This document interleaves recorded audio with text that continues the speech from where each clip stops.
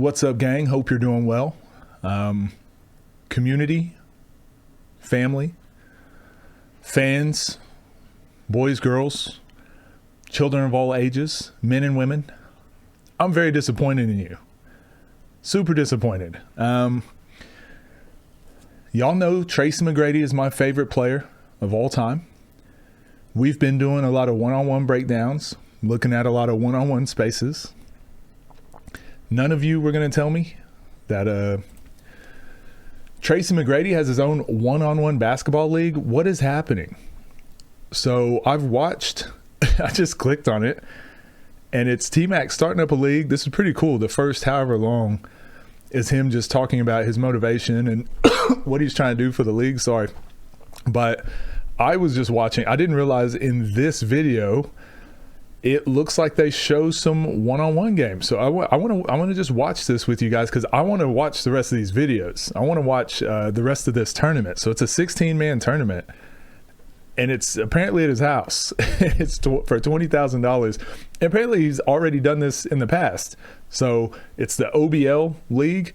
I invited the best 1v1 hoopers to compete for $20,000 at my mansion. This is the most YouTube clickbait video ever, but it's so dope. This is so awesome. Platform, because in OBL, it doesn't matter where you came from. All that matters is what you do when the ball is in your hands. So that video I was watching, it didn't show much of the games. Again, it's kind of like, it's almost like overly produced, but this looks like it's an actual game. This is Fomby versus Slim. So we're gonna watch it.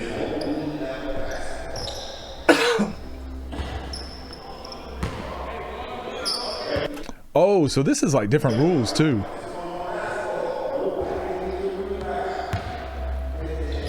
Interesting. So this isn't just one shot. Is it unlimited dribbles too? Okay, this is very interesting. This is very different than a lot of the one-on-ones that we see. I'm excited to see what the place. I mean, this is 7 minutes long, right? I don't know. I don't even know how I feel about this. This is dope. Let's just let me get a feel for it.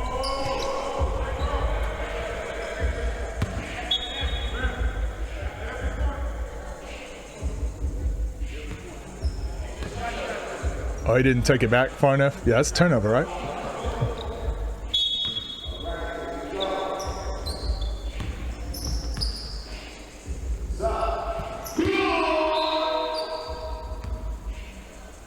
Okay, so, and it's not make it take it. Wow, this is interesting. This is going to be weird to like rewire my brain. The tactics, the techniques, the everything, game plan, it's all a little bit different here. You gotta actually be able to play some defense.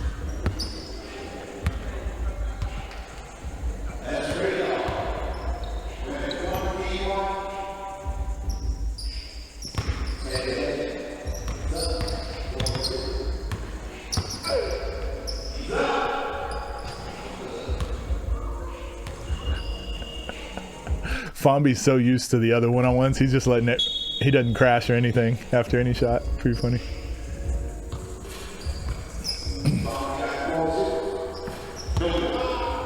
Ah, that sucks.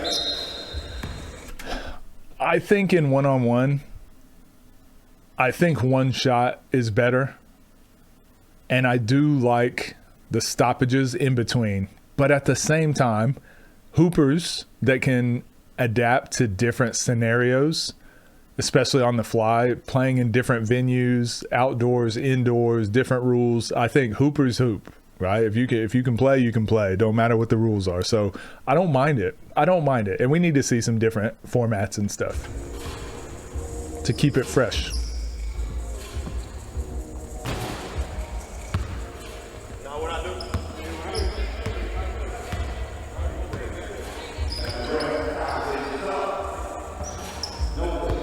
And I don't know if you guys watched Unrivaled, but that was really good. The WNBA off season with that started by Nafisa Collier and Brianna Stewart. It was really good.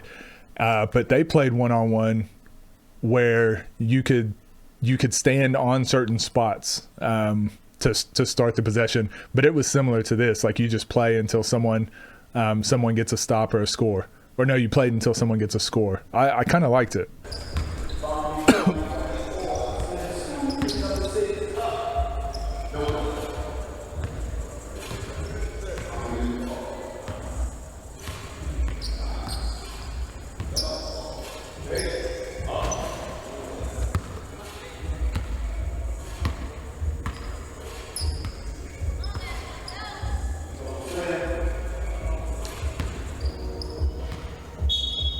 Yeah, it's not as pretty for YouTube though, is it?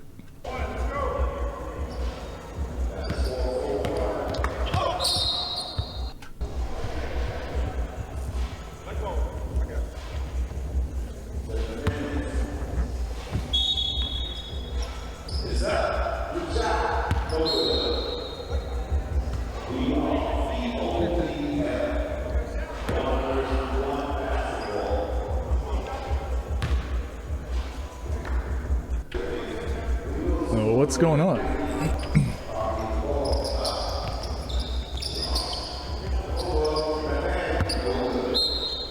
So my feelings on this already 4 minutes in, it's kind of hard to break stuff down for a few reasons. The branding is great. The production value is great. Like everything, like you could look at the branding all over the place. The scoreboard in the top left looks awesome. They've got jerseys, like the court's nice. Look how many people are involved with like the scorers table and all that, the audience setup. I think this is all cool and the concept is great. But there's something that happens when you have too many camera angles. Sometimes it's good to just have one camera angle that's stationary so you can see what's happening. Like I want to see the basketball. This is how I feel about some of the YouTube channels that are popping up that are like the NBA player YouTube channels. I think it's so cool that they're starting to have their own YouTube channels and they're getting to talk to the camera, and so the fans have more access to them, but it still all feels like overly produced. They got like a camera crew walking around with them and people putting all these edits and all the film grain and just making it like a movie almost. So it almost feels like, it doesn't feel down to earth and authentic and genuine. And the same thing here, like the whole thing about the whole vibe about one-on-one is the gritty, like get after it, me versus you.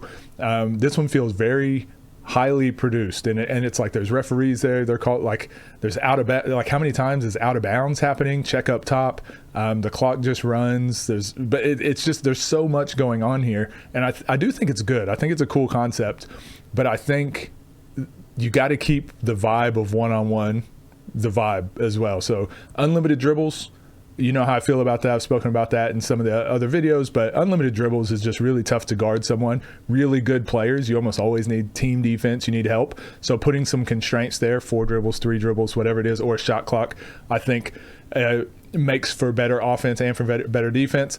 Make it, take it. I think that's fine. I think it's fine to do make it, take it. I think it's fine to do defense gets ball. I think that's fine as well.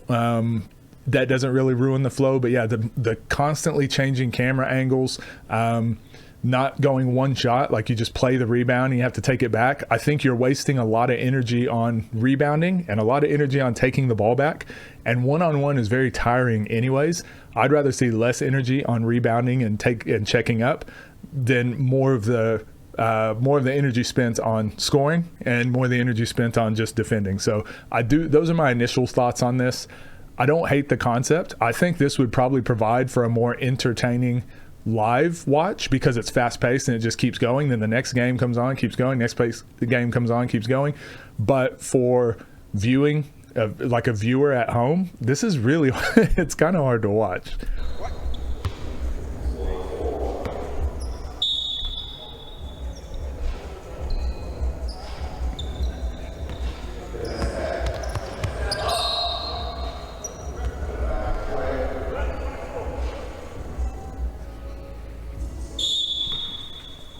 There's our guy.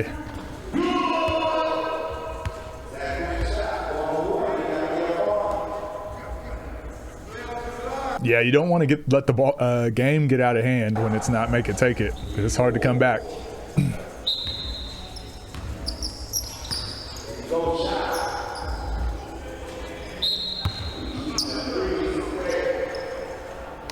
Must have hit the cord up there.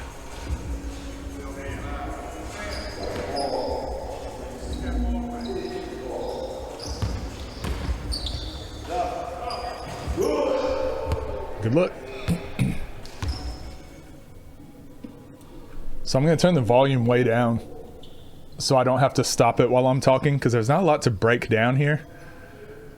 But they're both so much better at scoring when they're just checking up top. You can tell they've just been playing that format for so long. Their whole game is kind of built around that, catching at the top of the key and checking up.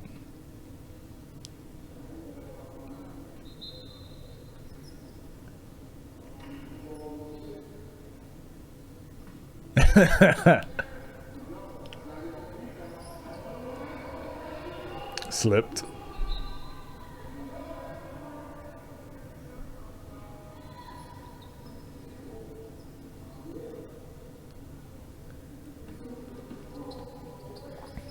Has Slim, is he on the one-on-one scene?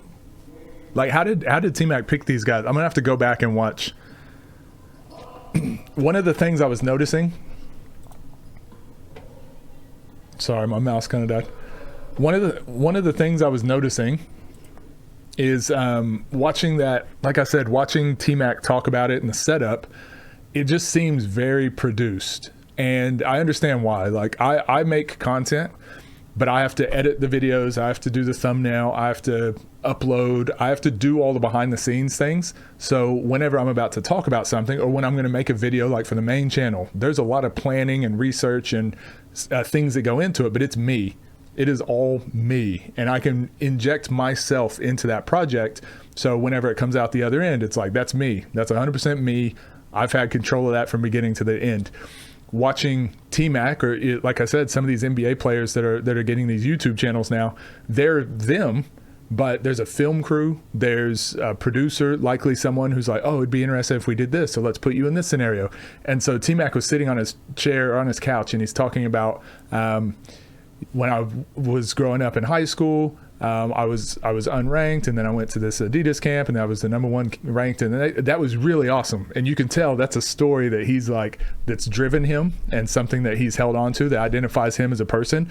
But then there's like 7 minutes of him talking where it feels like he's reading a script. And while the idea is there and this whole concept, everything is there, it feels like it's missing something. And it feels not soulless, because again, this is T-Mac's thing, and he's saying it's something he really wants to do. So I think it's going to get better as time goes on. But I think what people miss and what people really like about the one-on-one space is the grassroots, is the grit and the grind. It's kind of like American Idol, like the very first season. It was good because we didn't know what to expect. Like, people were singing, and some people were bad, some people were good, but every once in a while you'd get a story. Someone would come along and be like, look, you know, I grew up without a family. I've been on my own my whole life. I started my own business when I was 2 years old, and now I'm 7, and I'm vice president of the whatever. Like, it's they would have these crazy stories, and then you're like, now you're emotionally invested, and then that person gets up there and sings, and they're also good at that, and you're like, oh wow, why am I crying watching this daytime show, reality show? And so American Idol was like, hey, let's give everybody a story. So now people come on and they're like, they do this whole story piece, and it's like, yeah, you know, I went to the Army, and I was in the Army, and I missed my family, and so I decided to travel the world and just do charities for free, and I invented the wheel. It's like this, it's the most absurd stuff. And then it's like, oh man, that's really impressive. And then the very next person gets up there and they're like, hey, I'm Becky. I'm the person that I go around and give homeless people money, and I started a homeless shelter, and now and it's like, okay, there's another story, and that's the next person. Hi, I'm Jordan, and it's just another story. I've created The Notebook. You know that movie that I was the producer on The Notebook. Everyone has a story, and you're just like, okay, when everyone has a story, it feels very manufactured and very fake, and it's not even about the singing anymore. I'm sorry to go on that long rant, but that's what a lot of this feels like. That's what a lot of the YouTube space kind of feels like, and why a lot of people, I think, are more tuned in now to the down-to-earth, the grassroots, the genuine, like the more genuine channels are the ones starting to grow and blow up. So I do think the overly produced stuff is just hard it just lacks a lot of character and feel. And that's how I feel about this. There's not a lot of basketball going on. It's overly produced, so it's hard for me to like look at the angles and like explain what's going on, because right here the camera's probably going to shift. Like I can't see if they're boxing out or rebounding. It's like following the ball, and that's something my first year of college, I redshirted and I had to videotape our games, and the coach taught me how to video. So I was basically a video coordinator. I had to sit there and video, but you learn how to keep the ball. You would think you follow the ball, right? But no, you got to keep the ball towards the back of the scene, and you got to, because you want to see all the players. So on a fast break, you don't follow the ball. You get to where you can see the ball, and you can see what's coming next, and you can see a little bit what's happening behind. And then when you're in the half court, the camera should sit still. So when someone's breaking down game film, the camera's not going all over the place. They can see what the guy is doing, how he's spacing in the corner. They can see where the help side is. Like as a coach, you want to be able to see all of it. For me, I'm just like, I feel like I can just be a fan here and just watch. Also, I'm getting seasickness because whoever's holding that camera definitely had an energy drink.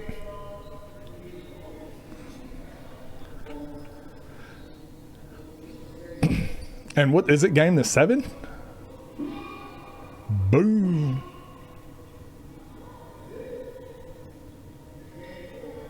Game point. So is it 10 or 9?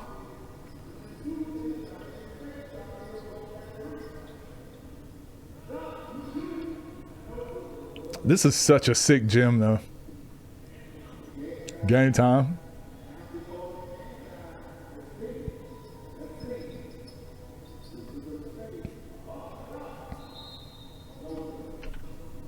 Foul?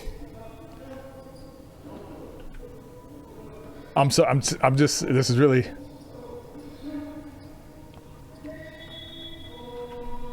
So yeah, look, I like the idea.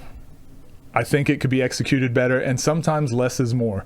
This is where, and we've spoken about this with the pay-per-view on TNC, it costs more money for the more cameramen, it costs more money for better production, it costs more money to fly out better players, it costs more, everything costs more, right?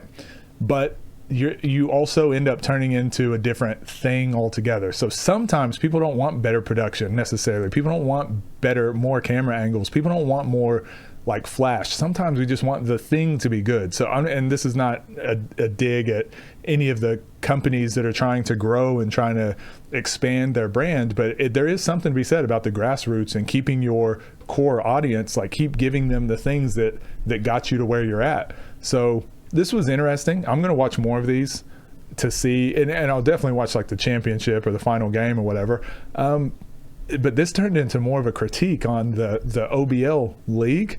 And again, it's my favorite player of all time, T-Mac. So of course I want it to go well, but that's just my thoughts on it. I think as a coach and as a basketball player, for someone to break it down, I can't really get anything out of this. But then I look at, as a fan, I don't even know if I enjoyed it much as a fan, because it's like, well, if I'm just going to watch people play basketball, I'll just watch, there's the WNBA is on right now. I love the WNBA. I'll just go watch that.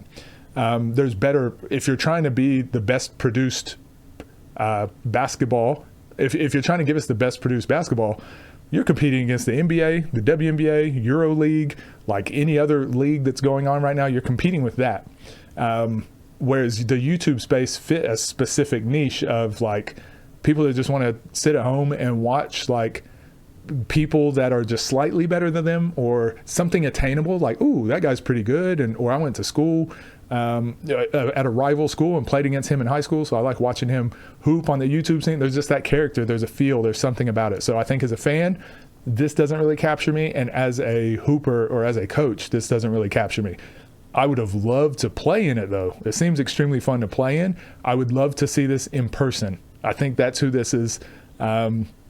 This is, unfortunately, that's kind of the audience, and I don't know how much you grow with that. And honestly, this channel, it's 12.6 thousand subscribers, and they've got a production crew, they've got T-Mac behind it, like they've got people doing the thumbnails. Like how's this 12,000 subscribers? We've got 7,000 in 2 months or 3 months, whatever it is. We've got over 7,000. We've got over half the amount of subscribers in like 3 months, and I promise you, not even close to the budget. So anyways, this was interesting to watch. I loved giving my thoughts on it. If you guys like these type of videos where I kind of just rant and rave, and it's not necessarily basketball critique all the time, let me know. Either way, I enjoyed it, and I'll see you guys in the next one.